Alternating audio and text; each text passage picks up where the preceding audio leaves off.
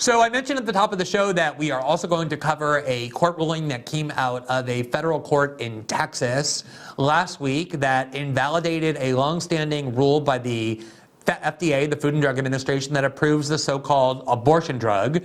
Let's take a look first at what this ruling did. Actually, what it did is what I just said, which is that a Texas federal court enjoined the FDA approval of the abortion pill. It's obviously a very controversial ruling. Shortly after that, a separate federal court governing a separate part of the country issued a contrary ruling saying that the FDA approval was actually legal and therefore should continue in the 17 states that the court is entitled to govern, whereas the Texas court did this for a separate part of the country. Now, in response to this court ruling, Democrats did some very interesting things. First of all, Senator Ron Wyden, the Democrat from Oregon, came out and said, and here you see The Independent reporting this, every media outlet reported it, along with AOC, quote, they lead calls for the FDA to ignore the abortion ruling. And that's the word they actually used, ignore. Now, usually the way our system of government works is the federal government does something, the president and the executive branch do something, and then people who believe it's illegal, what they've done, or unconstitutional, go to courts. And they object in court and they say, our legal rights are being violated, our constitutional rights are being violated by what the executive branch is doing. That's how the Snowden NSA program got ruled unconstitutional. Citizens went to the court and said the way the government is spying on me is unconstitutional. And the court said, I agree with you. The way they're spying on Americans violates the Fourth Amendment, and therefore they are enjoined from doing that any further. And of course, the government then has to obey the court ruling like all citizens do. That's how the Constitution exists. We need a judiciary to rule when our political leaders are violating our constitutional rights. That's the purpose of the judiciary, is to pronounce the limits of the law. They do that all the time. That's called judicial review. It's been the cornerstone of the American Republic for 215 years. Since Marbury versus Madison, which is a Supreme Court ruling that said that it's the job of the Supreme Court to say when the president or executive branch officials violate the Bill of Rights. Otherwise, how do you have a Bill of Rights if there's no one to say that the president or political leaders has transgressed it? That's the role of the courts. And very early on in our republic, people like Andrew Jackson tried to reject the authority of the court to do that. And when the court would rule against him, in one case in Florida involving Native Americans, he very notoriously said, the court has made its ruling, now let them enforce it. Meaning, I have the army, I have all the men with the guns, so the Supreme Court can tell me I can't do this, but what are they going to do about it if I do it anyway, if I just ignore it? And we quickly realized we can't have a republic that way. There's no way to have a constitution, a Bill of Rights, if the president is empowered to ignore rulings from the court that he's transgressed those rights. And so for 220 years, that's been the framework under which we live, that presidents and everybody else are duty-bound to obey the court and judicial rulings, to be bound by it. If the court issues a erroneous ruling or a ruling you disagree with, you have every right to appeal it. That's usually what governments do if they lose cases. That's what the Biden administration announced it would do. But Senator Wyden and AOC said the Biden administration should do something different, which is ignore the ruling, pretend it doesn't exist. And AOC went on CNN with Anderson Cooper and invoked the exact rationale of Andrew Jackson, which was, how's the court going to enforce this? They don't have an army. The FDA should just ignore them. Listen to what she said.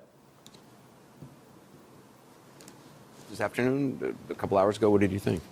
Well, I think rulings like this, and I think we've seen from the FDA and also from activity in Congress, that some of these rulings, I think we've been preparing and anticipating for there being these egregious overreaches by members of the judiciary appointed by a right-wing Republican Party whose goal for a very long time was to just pass. Just to be clear, according to the Constitution, all judges are equal. The way federal judges get to be judges is a judge is appointed by the president, and then the Senate approves, gives advice and consent, and every member of the federal judiciary, including Trump-appointed judges, passed through the Senate and got approved, and then only then got appointed to the bench. So a Trump-appointed judge has every bit as much of authority as a Clinton-appointed judge or an Obama-appointed judge or a Biden-appointed judge or a Bush-appointed judge. The fact that this judge was appointed by President Trump is completely irrelevant to the question of whether his rulings are legally binding. And you don't get to ignore a court order because someone like AOC, who never went to law school, never got near a law book, has likely never studied the Constitution. I would bet anything would be completely humiliated if you tried to discuss the Bill of Rights with her for more than 30 seconds. Just because she pronounces that the court ruling is legally baseless doesn't give the president the right to ignore the ruling. But that's what she advocated. These courts with partisan judges, often underqualified or completely unqualified for their role. And so there has been thought, I believe, given to the federal judge in Texas was rated as qualified by the American Bar Association and by the relevant ratings agencies. There are judges that sometimes get appointed by presidents from both parties who are deemed unqualified, but this judge happens not to be one of them. He went to a credentialed law school. He has an impressive legal background, certainly more impressive than AOC's, and he's a fully empowered and empaneled member of the federal judiciary. Senator Ron Wyden has already issued statements, for example, advising what we should do in a situation like this, which I concur, which is that I believe that the Biden administration should ignore this ruling. I think that the courts have the legitimacy and they rely on the legitimacy of their rulings. And what they are currently doing is engaged in an unprecedented and dramatic erosion of the legitimacy of the courts. It is the justices themselves, through the deeply partisan and unfounded nature of these rulings, that are undermining their own enforcement. So you're saying the Biden administration should ignore this court, but what does that look like? What does that actually mean? I think the interesting thing when it comes to a ruling is that it relies on enforcement. And it is up to the Biden administration to choose whether or not to enforce such a ruling. But is that... Do you hear that? It's so important to understand what she's saying. The courts don't enforce their rulings. The people who enforce the rulings are the Biden administration. It's not up to the courts whether their rulings are honored or enforced or not. It's the Biden administration that decides whether they want to enforce the court ruling or not. So it's like the Biden administration is like this uber court that sits above the judiciary. And when the judiciary rules in favor of the Biden administration accepts the rulings. But when a court rules against Joe Biden or his executive branch agencies like the FDA, then Joe Biden, sitting up here on top of everything, has the power to ignore the courts. That's what she said, ignore the ruling. They have no enforcement. It's true, this federal judge has no army underneath him. These are the people who claim that they are defenders of democratic norms and our traditions and want a government that works in accordance with democratic values. This is like banana republic tyranny stuff, that presidents should ignore court rulings because they don't have any enforcement power and only the president does. Even Anderson Cooper was kind of surprised. Do we want to live in a world where a government can decide to ignore a federal court ruling? Well, no, of course. I mean, I do think that it raises these important questions.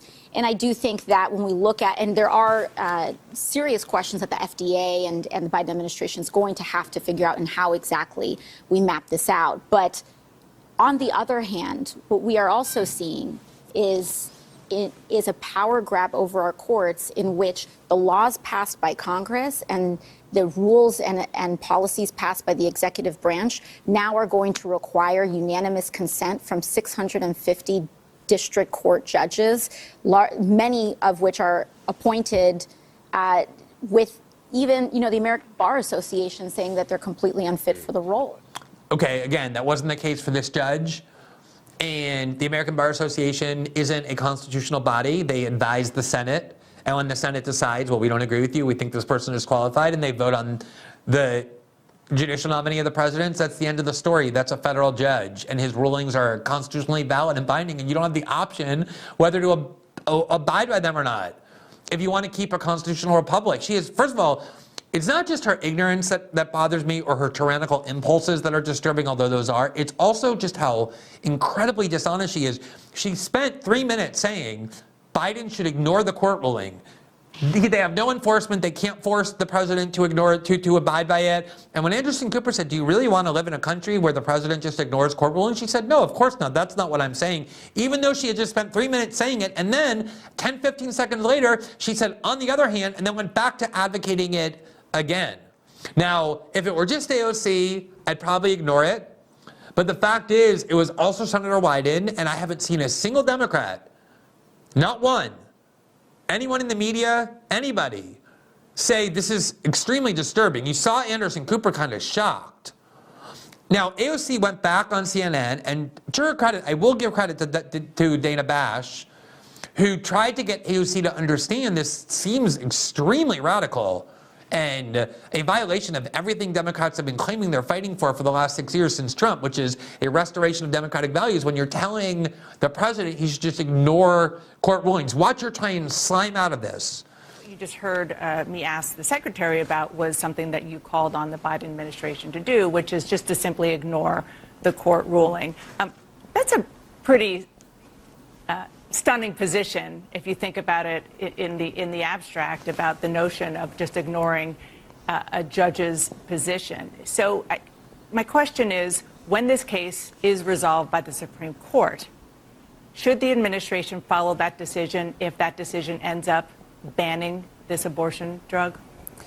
Well, you know, I want to take a step back and dig into the grounds around ignoring this preliminary ruling as well. There is an extraordinary amount. Okay, this idea that it was a preliminary ruling, I mean, in one sense, it's called the preliminary injunction, which is what courts issue all the time, but there's nothing provisional about it. It's a ruling from the court. If you go into a court and you're a party to a lawsuit and a judge issues a preliminary injunction enjoining you from doing something and you ignore that ruling and do it anyway because you believe it's legally baseless or whatever, because you went to the AOC School of Law and have concluded based on your in-depth study of the Constitution that the judge got it wrong, and you decide you're not going to appeal that ruling, instead you're just going to ignore it and violate it and do exactly that which the judge said you're not legally allowed to do, you're going to go to prison.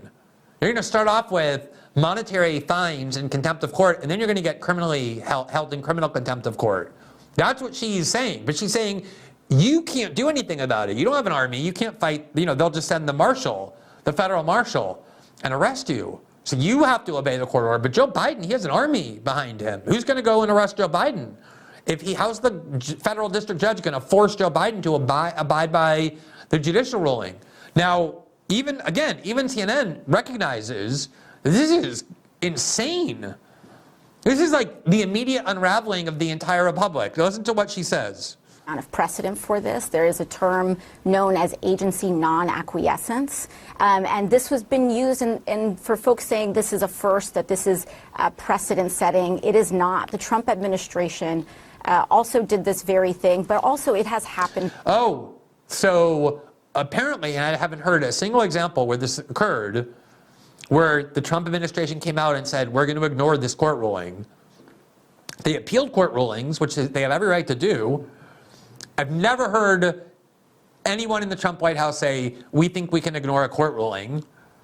But that's what she's saying. But even if, so her reason why this is reasonable is because Adolf Hitler did it 3 years ago in 2018 or 2019. Remember, these people think Trump was a fascist. They claim that they're the only thing standing between you and Nazi concentration camps. So to justify why she thinks the president can ignore a court ruling, she's saying, well, Trump did it. I would like to hear the example of where Trump said, I'm going to ignore the court ruling. I think there would have been a major media uproar, at least, had he done so. But it's very odd to watch her cite Trump as her example of what she's copying. But this, in reality, is not that surprising because, as I'm going to show you, it's the mentality of Democrats that everything that they claim Trump was, everything they claim Trump was, they can do because their cause of stopping Trump is so important. They can censor, they can lie, they can engage in disinformation, they can ignore court rulings if they want because they're on the side of good. That is really how they think. before. The idea of consistency in governance until there is a higher court ruling is not an unprecedented thing to happen. In fact, when the Trump administration did it, it was arguably through a much, a very grave issue when it came to DACA. The Trump administration was ordered to fully reinstate DACA, the DACA program, and they, in a complete defiance, did not do that. They rely on, the courts rely on the legitimacy of their rulings. And when they make a mockery of our system, a mockery of our democracy, and a mockery of our law, as what we just saw happen in this mifepristone ruling, then I believe that the executive branch, and we know that the executive branch has an enforcement discretion, especially in light of a contradicting ruling coming out of Washington. Okay, so apparently AOC has discovered, buried in the Constitution, something called an enforcement discretion that allows the president to ignore court rulings. That example she gave about DACA was a question that people had about whether the Trump administration was complying with the order quickly enough. That worked its way through the courts. That was not a case where the Trump administration simply declared the power to ignore court rulings, as she's trying to do. And again, she has the support of Ron Wyden. And the only reason why I think this is important to note is because it really does illustrate the core mentality of the Democratic Party, which is to me the thing that has made them most dangerous, the thing that repels me the most about them, is that they don't recognize limits on their own power. They do not. It's the Sam Harris video that we've talked about many times. The reason why it went mega viral is because Sam Harris accidentally but very candidly expressed the mentality that governs them. Namely, Trump is such a singular evil that anything we do in the name of stopping him, censoring the news, lying about the news, like claiming the Hunter Biden laptop is misinformation based on CIA lies, ignoring court rulings, anything and everything is justified because we have to maximize our power.